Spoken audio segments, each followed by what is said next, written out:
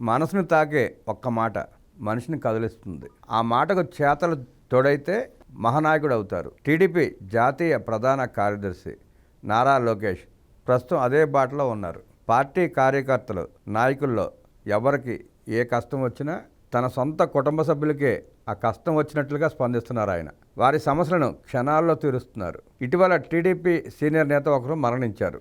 ఆయన కుటుంబాన్ని పరామర్శించేందుకు ముఖ్య నాయకులంతా వచ్చారు. దివంగత నేతకు నివాళులు అర్పించడానికి పార్టీ జాతీయ ప్రధాన కార్యదర్శి మంత్రి నారా లోకేష్ స్వయంగా వెళ్లారు.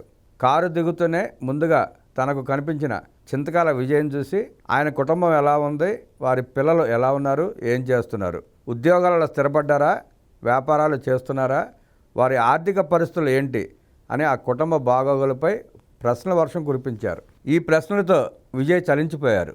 ఈ ప్రశ్నలు లోకేష్లోని నాయకత్వ లక్షణాలను వెలికితీస్తోంది. పార్టీ కార్యకర్తలు, నాయకులను ఆయన ఎంత అభిమానిస్తారో, వారి శ్రేయస్సుపై ఆయన ఎలాంటి శ్రద్ధాశక్తులు ప్రదర్శిస్తారో తెలియజేస్తోంది. మొక్కుబడిగా పరామర్శించే నేతలను చాలామందినే చూసి ఉంటారు. కానీ ఒక కార్యకర్త కుటుంబ యోగక్షేమాల గురించి ఆలోచించే నాయకులు చాలా అరుదుగా కనిపిస్తారు. లోకేష్ ఆ అరుదైన నేతగా ఎదుగుతున్నారని తాజా ఘటన మరోసారి ప్రూవ్ చేసిందని చర్చ జరుగుతోంది, నిరూపిస్తోంది కూడా.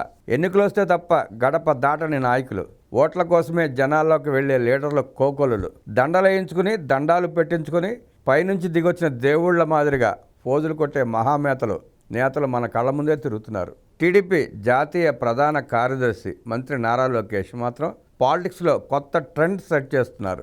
పార్టీ కార్యకర్తలు, నాయకులను సొంత కుటుంబంలా చూసుకుంటూ ఎవరికి ఏ కష్టం వచ్చినా నేనున్నానంటూ ముందుకు వస్తున్నారు. టీడీపీ శ్రేణులను ఇబ్బంది పెట్టిన వారిని రెడ్ బుక్లో ఎక్కించడమే కాదు, ఇబ్బందులో ఉన్న కార్యకర్తలని అన్ని విధాలుగా ఆదుకుంటున్నారు.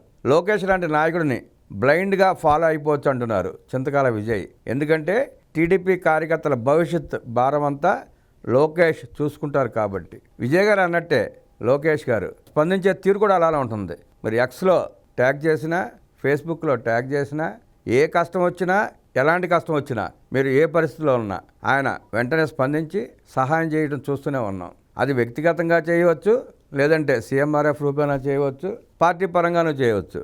ఆయన స్పందించే తీరు మాత్రం చాలా అద్భుతంగా ఉంది. ఈ విషయంలో లోకేష్కి ఏ నాయకుడు సాటిరాడు అనడంలో అతిశయోక్తి లేదు. నమస్కారం.